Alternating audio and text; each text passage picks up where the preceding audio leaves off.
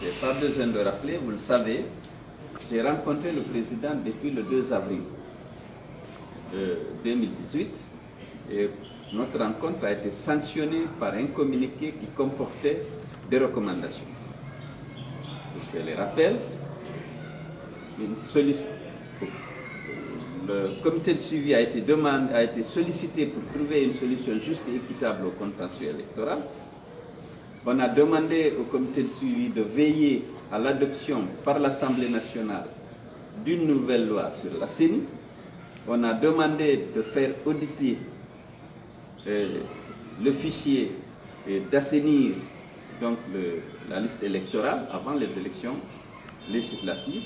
Mais on a demandé également de mettre en place les indemnisations ou assistances financières prévues depuis l'accord du 3 juillet 2013 en faveur de ceux qui ont perdu des proches lors de nos manifestations pacifiques.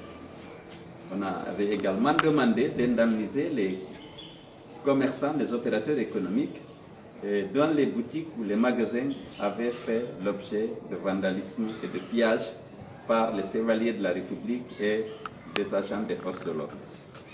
Alors, lorsqu'on a fait le bilan, on s'est rendu compte avec satisfaction que la loi sur la CENI a été adoptée, que l'audit du fichier par 3 partenaires techniques qu'on avait identifiés dans le cadre d'une concertation avec la CENI, c'est-à-dire l'Union européenne, les Nations unies et l'OIF, finalement le gouvernement a accepté que les 2 autres, en l'occurrence l'Union européenne et les Nations unies, que le président de la République avait voulu exclure, soient intégrés dans l'équipe qui va se charger justement de l'audit et de l'assainissement du fichier.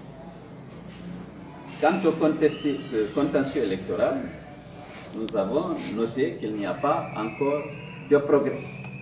C'est vrai, les consultations informelles continuent, je dois l'avouer, mais jusqu'à présent, il n'y a pas de solution. Et vous savez, on avait parlé aussi de harcèlement judiciaire et de l'emprisonnement arbitraire de beaucoup de militants de l'opposition. Jusqu'à présent, les gens sont en prison. On a une vingtaine de prisonniers à Conakry et à Dibreka, des militants de Conakry et de Dibreka. Notre camarade Ibrahim Assouri, Camara, est toujours en prison.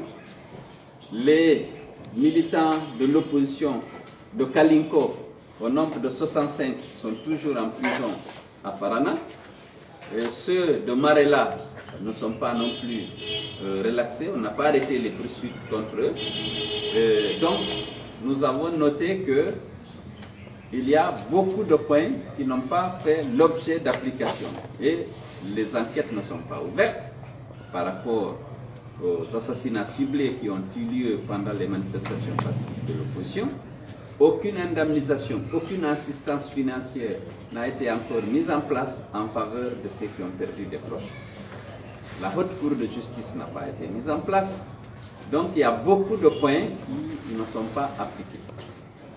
Ayant noté les progrès d'un côté et le retard sur les autres points, nous avons décidé de donner encore une semaine, c'est-à-dire nous souhaitons vivement qu'au cours de la semaine qui commence le lundi prochain, là où le gouvernement trouve des solutions aux autres problèmes.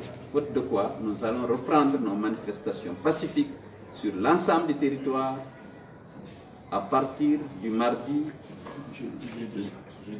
à partir du jeudi 19, à partir du jeudi 19, jusqu'à la satisfaction intégrale de nos revendications.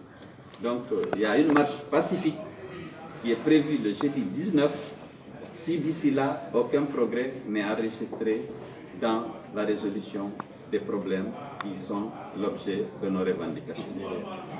Et cette fois-ci, l'itinéraire sera de la tannerie à l'aéroport, à Kénien, et puis Bellevue, terrasse du stade du 28 septembre. Je vous remercie. Merci.